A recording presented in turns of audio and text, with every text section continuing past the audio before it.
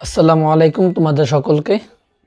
তোমরা যারা বিজ্ঞান বিভাগ থেকে এসএসসি 25 দিবা, তাদের রসায়ন বইয়ের আমরা খনিজ সম্পদ ও জীবাশ্ম যে অধ্যায়টা আছে, যেটা 11তম অধ্যায়, এবং তোমরা যেটাকে বলো জৈব যৌগ, আমরা সেটা নিয়ে আলোচনা করছি। ইতিমধ্যে আমরা 3টা ভিডিও দিয়েছি এই অধ্যায়ের।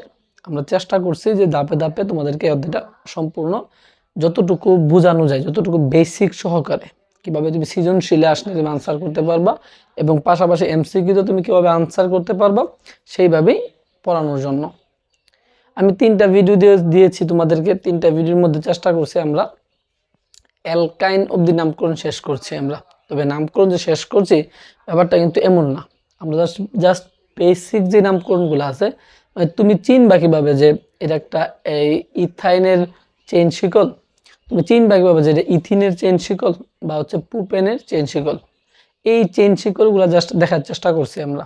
আমরা নামকরণের গভীরে যাব, তবে একটু ধৈর্য ধরতে হবে। এই ভিডিওটাতে চেষ্টা করবো যে সাধারণ যে নামকরণগুলো আছে সেইগুলো শেষ করার জন্য, বা চেইন শিকলগুলো শেষ করার জন্য। আগামী ভিডিও থেকে আমরা গভীরে যাব নামকরণের, তবে যতটুকু তোমাদের এসএসসি লেভেলের দরকার ঠিক ততটুকুই যাবে, এর বাইরে আমরা যাব না। খুব গভীরে যাওয়ার দরকার নেই এসএসসি নামকরণের মধ্যে। আসো আমরা আজকে যেটা দেখবো সেটা অ্যালকোহল। অ্যালকোহল অ্যালকোহল এই অ্যালকোহলের যে সাধারণ সংকেত ছিল সেটা হচ্ছিল CN H2N+1 এবং কি OH। এটা ছিল তোমাদের অ্যালকোহলের সাধারণ সংকেত, একটু মনে রাখবা। এবং কিভাবে চিনবা যে এটা অ্যালকোহল, অবশ্যই তোমাকে দেখতে হবে এই OH মূলক আছে কিনা। যদি তোমাকে বলে যে অ্যালকোহলের কার্যকরী মূলক কি, অ্যালকোহলের কার্যকরী মূলক কি, তাহলে অবশ্যই তোমাকে OH দেখতে হবে আছে কিনা। তাহলে এই OHটা হচ্ছে কি অ্যালকোহলের কার্যকরী মূলক। এবং যদি এই অ্যালকোহল মূলকটা থাকে একটা যৌগের মধ্যে, তোমাকে বুঝতে হবে এটা একটা অ্যালকোহল। আচ্ছা, বুঝলাম। যদি এমসিকিউতে প্রশ্ন আসে যে নিচের কোনটি অ্যালকোহলের সাধারণ সংকেত, তাহলে অবশ্যই আমরা CnH2n+1 OH দেখব। কিন্তু যদি বলা হয় যে অ্যালকোহলের কার্যকরী মূলক কোনটা, তাহলে অবশ্যই তোমাকে OH দেখতে হবে। ঠিক আছে, আমরা এটাও তোমাদেরকে বলছিলাম যখন বেসিক পার্ট পড়াইছিলাম আমরা, তখন বলছিলাম এটার মধ্যে কি যুক্ত করবা, নল যুক্ত করবা। উচ্চারণ শেষে কি যুক্ত করবা, নল যুক্ত করবা। যেমন তুমি যেটাতে অ্যালকেনে পড়ছিলে কি প্রোপেন, এটাতে পড়তে হবে প্রোপানল। তুমি পড়ছিলে এই প্রোপিন, এখানে পড়তে হবে প্রোপানল। কথা বুঝছি? মানে কোন একটা উচ্চারণের শেষে তুমি কি করবা, নল যুক্ত করবা। তুমি যদি বলো বিউটেন, তোমাকে পড়তে হবে বিউটানল। এতটুকু পার্থক্য। এখন আসো আমরা যদি দেখি 3 নম্বর যে কার্বনটা আছে, এটা C3H2N2 3+1 এবং কি একটা OH, তার মানে C3H7OH। এটাকে বলা হয় কি আমাদের প্রোপানল। এটাকে কি বলা হয়, প্রোপানল। তাহলে প্রশ্ন হয়েছে প্রোপানলের আণবিক সংকেত তো আমরা পারলাম, এটা তো আমরা আগের ভিডিও তো দেখছি, আগের 2য় নম্বর যে ভিডিওটা ছিল ওইটাতে দেখছি আমরা। এখন আমরা তার চেইন শিকলটা কিভাবে হয় সেটা আমরা দেখব। তোমরা অ্যালকেনের যদি নামকরণ শিখে থাকো, অ্যালকেনের নামকরণ, তাহলে আসলে এটা তুমি ইজিলি পারার কথা। তুমি জাস্ট খেয়াল করবা যে CH3 কই কার্বন, 3 কার্বন না, CH3 CH2 এবং CH2। এই যে 3 কার্বন হয়েছে তো আমাদের এই OH, মানে কত আমাদের এই OH। এটাকে আমরা কি বলবো, প্রোপানল। জাস্ট খেয়াল করো যে OH আছে কিনা। এবং তুমি তো জানো যে এটা এই যে CH3 CH2 CH2 যেটা, এটা কি একটা অ্যালকাইল, এটা প্রোপাইল। এটা কি প্রোপাইল। আর এই OH সংযোগ হওয়ার ফলে এটা কি হয়ে গেছে, প্রোপানল। কি হয়েছে, প্রোপানল। আচ্ছা, তোমরা যদি এই অ্যালকেনের যে নামকরণগুলো মানে বুঝে থাকো, যদি তুমি এটা সহজে বোঝার কথা। তারপর আসো আমরা যদি দেখি একটু ইথানল 2 নম্বরটা, তাহলে C2H2N2 2+1 এবং OH, তার মানে C2H5OH। এটা কি ইথানল। ইথানলের চেইন শিকলটা কেমন হবে, CH3 CH2 এবং কি OH, ঠিক সেম। এবং যদি বড় একটা যদি দেখি আমরা পেন্টানল যদি দেখি, তাহলে C5H2N2 5 +1 এবং কি OH, তাহলে C5H11OH। তাহলে কার্বন কয়টা? 5টা, তাহলে CH3 CH2 CH2 CH2 CH2OH। এটাকে আমাদের পেন্টানল, যেহেতু 5 কার্বন বিশিষ্ট বলছে। আমি তোমাদেরকে আবারও বলি, যারা আগের ভিডিওগুলো দেখো নাই, যারা এই ভিডিওটা সরাসরি দেখতে আসছো, তারা বুঝতে তোমাদের অসুবিধা হবে। যেহেতু অসুবিধা হবে, সেহেতু আমি তোমাদেরকে বলবো তোমরা গত ভিডিওগুলো দেখে আসো, তাহলে তোমরা ইজিলি এটা বুঝতে পারবা। আচ্ছা, তাহলে আশা করি অ্যালকোহলের যে নামকরণটা আছে সেটা পারবা। এখন প্রশ্ন হলো ভাই, শুধু কি একক বন্ধনেরই হবে নাকি দ্বিবন্ধন থাকতে পারে? ভাই দ্বিবন্ধন থাকতে পারে। সেই নামকরণগুলো আমরা আগেও বলছি যে গভীরে যে নামকরণগুলো সেটা আমরা পরে দেখব।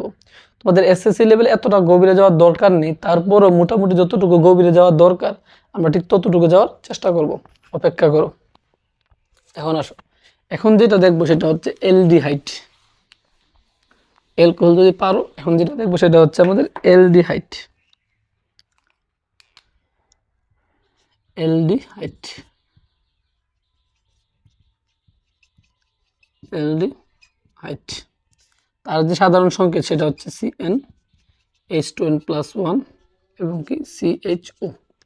তোমাকে যদি প্রশ্ন করা হয় যে অ্যালডিহাইডের সাধারণ সংকেত কি, তাহলে তুমি এটা বলবে যে CnH2n+1 CHO। এটা হচ্ছে অ্যালডিহাইডের সাধারণ সংকেত। যদি প্রশ্ন করা হয় যে অ্যালডিহাইডের কার্যকরী মূলক কি, তাহলে মনে রাখতে হবে CHO। প্রশ্ন করতে পারে অবশ্যই এসএসসি লেভেল, যেহেতু তোমাদের এমসিকিউতে আসতে পারে যে নিচে কোনটি অ্যালডিহাইডের কার্যকরী মূলক, CHO। আচ্ছা ঠিক আছে, যখন এটা পড়বা তখন উচ্চারণটা কি বলছিলাম আমরা, হয়তোবা তোমাদের মনে আছে, সেটা হচ্ছে নেল। কি উচ্চারণ করবা? নেল। কি নেল? যেমন প্রোপেন, এটা হবে কি প্রোপানেল। বিউটেন, এটা কি হবে? বিউটানেল। পেন্টেন, এটা কি হবে? পেন্টানেল। এখন আসো, আমি যদি বলি 3 নম্বরটা C3H2n2 3+1 এবং কি OH, তাহলে C3H7OH। এটা কি? এটার নাম হচ্ছে একটা, সরি এটা তো OH না, এটা হচ্ছে CHO। এটা কি? CHO। বুঝছি? তাহলে যেহেতু 3 কার্বন বিশিষ্ট আমি লিখছি, তাই তোমাদের মাথার মধ্যে একটা প্রশ্ন আসতেই পারে যে এটা প্রোপানেল হবে। কিন্তু তোমরা যারা দ্বিতীয় ভিডিওটা দেখছো, ওটার মধ্যে আমি বলছি যে যেহেতু 3 কার্বন বিশিষ্ট, এর 3 কার্বন বিশিষ্ট, অবশ্যই কার্যকরী মূলকের যে কার্বনটা আছে, কার্যকরী মূলকের কার্বনটা অবশ্যই তোমাকে কি করতে হবে? গণনা করতে হবে। আবারও বলি, যখন অ্যালডিহাইড করবা তখন তোমাকে কার্যকরী মূলকের যে কার্বনটা আছে সেটা অবশ্যই তোমরা কি করবা? গণনা করবা।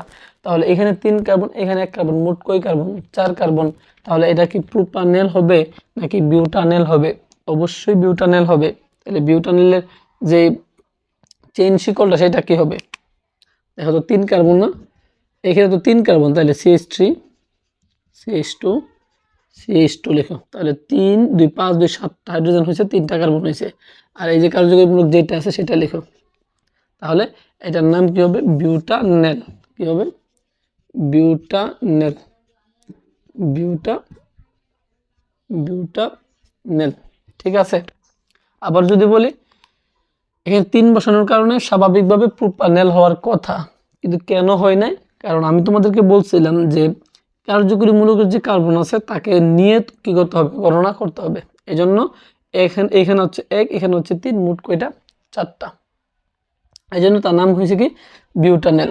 আমি যদি তোমাদেরকে বলি 2 নম্বরটা, C2H2n2+1 এবং হচ্ছে একটা CHO, তাহলে C2H5 এবং কি CHO। এটার নাম কি হবে বলো? ব্যবহার করছো কই কার্বন? 2 কার্বন। কিন্তু তুমি কি 2 কার্বন কাজ করতে পারবা? না, তোমাকে কার্যকরী মূলকের যে কার্বনটা আছে সেই কার্বন নিয়ে তোমাকে কাজ করতে হবে। তাহলে এখানে 2টা, এখানে একটা, মোট কয়টা? 3টা। তাহলে এর নাম হবে কি? প্রোপানেল। প্রোপানেল। তার চেইন শিকল কেমন হবে? CH3 CH2 CHO। তাহলে এটার নাম কি হবে? প্রোপানেল। প্রোপানেল। তোমাদেরকে কিন্তু ভাই আমি কিন্তু এখন অবধি বলি নাই যে এই নামকরণগুলোর যে নাম্বারিং করতে হয়, কোন পাশ থেকে নাম্বারিং শুরু করবা বা শাখা শিকল কোনগুলো কীভাবে হবে এগুলো কিন্তু এখন অবধি তোমাদেরকে আমি বলি নাই। কেন বলি নাই? কারণ আমি তোমাদেরকে বলছি, জাস্ট তোমাদেরকে চিনাচ্ছি। এটা আমি যেহেতু প্রথম ভিডিওতে তোমাদেরকে উল্লেখ করছি যে আমরা এমনভাবে তোমাদেরকে শুরু করছি যে তোমরা কিছুই পারো না, এই অধ্যায়টা তোমরা কিছুই পারো না, একদম বেসিক লেভেল থেকে শুরু করছি আমরা। তাহলে বেসিক লেভেল থেকে যেহেতু শুরু করছি, আমরা বেসিক থেকে হাই লেভেল বা অ্যাডভান্স লেভেলে যাওয়ার চেষ্টা করব। তাহলে এগুলো হচ্ছে জাস্ট চিনাচ্ছে যে এটা হচ্ছে তোমার একটা অ্যালডিহাইডের কি চেইন শিকল, এর আগে যেটা পড়ছে সেটা হচ্ছে অ্যালকোহলের চেইন শিকল, অ্যালকিনের চেইন শিকল, এগুলো জাস্ট চিনাচ্ছে। আমরা গভীরে যাব। তাহলে এখানে 2 কার্বন ব্যবহার করার কারণ হয়েছে কি আমাদের 3 কার্বন, কারণ কার্যকরী মূলকের কার্বন সহ কি করতে হবে, আমাদের নামকরণটা করতে হবে। তারপর যদি আসো, আমি যদি বলি তোমাদেরকে 1 কার্বন চিন্তা করো, 1 বসাও, তাহলে C1H2 × 1 + 1 CHO, তার মানে CH3CHO। দেখো অলরেডি এটা চেইন শিকল হয়ে গেছে, এটা চেইন শিকল হয়ে গেছে। জাস্ট কি করবা, CH3CHO এটা লিখলে হয়ে যায়। তাহলে তোমরা আমাকে বলো, এখানে ব্যবহার করছি কই কার্বন, 1 কার্বন, হয়েছে কই কার্বন, 2 কার্বন। তাহলে তার কি তুমি কি মিথানেল বলতে পারবা নাকি ইথানেল বলবা? অবশ্যই ইথানেল বলতে হবে, কারণ কার্যকরী মূলকের 1 কার্বন, এখানে 1 কার্বন, মোট কই কার্বন, 2 কার্বন। এই জন্য তাকে আমরা কি বলবো, ইথানেল বলবো। ঠিক আছে কথা? আচ্ছা, এখন যেটা আমরা দেখবো সেটা হচ্ছে কার্বক্সিলিক অ্যাসিড। কার্বক্সিলিক অ্যাসিড, আমরা অবশ্যই কার্বক্সিলিক অ্যাসিডের আণবিক সংকেত নির্ণয় করে শিখাইছি তোমাদের।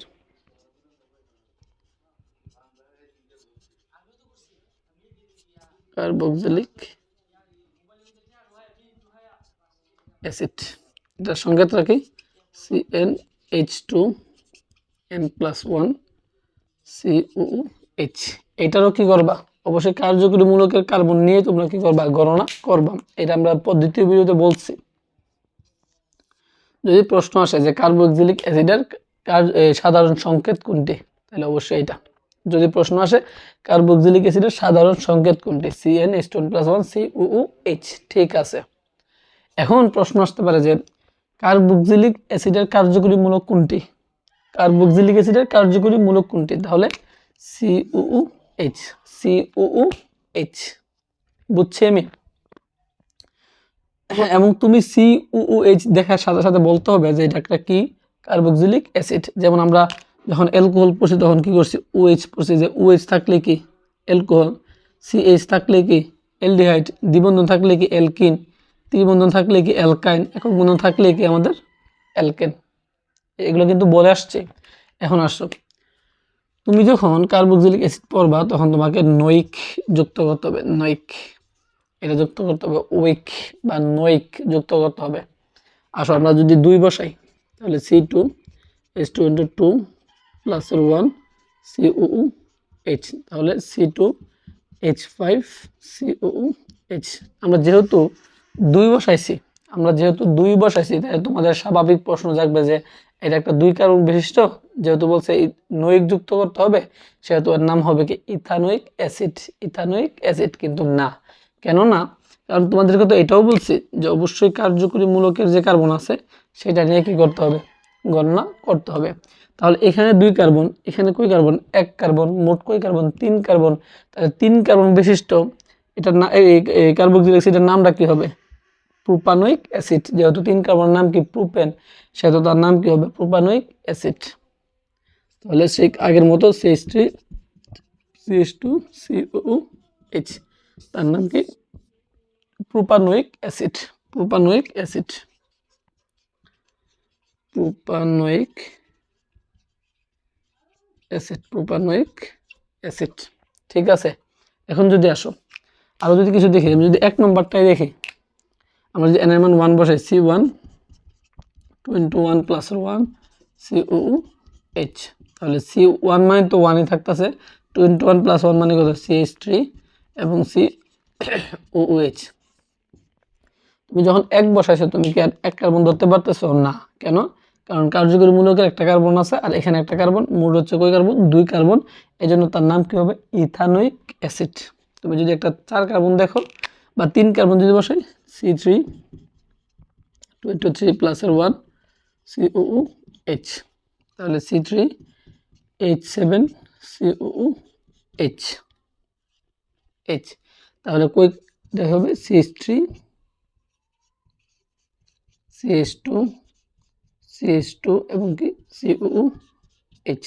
তার নাম কি হবে? যদিও 3 কার্বন কিন্তু কার্যকরীমূলকের 1 কার্বন আছে, এজন্য কয় কার্বন? 4 কার্বন। তার নাম কি হবে?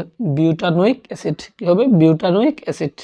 আচ্ছা, এই ছিল তোমাদের এসএসসি লেভেলে অ্যালকেন, অ্যালকিন, অ্যালকাইন, অ্যালকোহল, অ্যালডিহাইড এবং কি কার্বক্সিলিক অ্যাসিড, এতটুকু নিয়ে তোমাদের সীমাবদ্ধ, এতটুকু পড়লে চলে। তারপর আমরা একটু কিটুন দেখার চেষ্টা করব পরবর্তী কোনো একটা ভিডিওতে।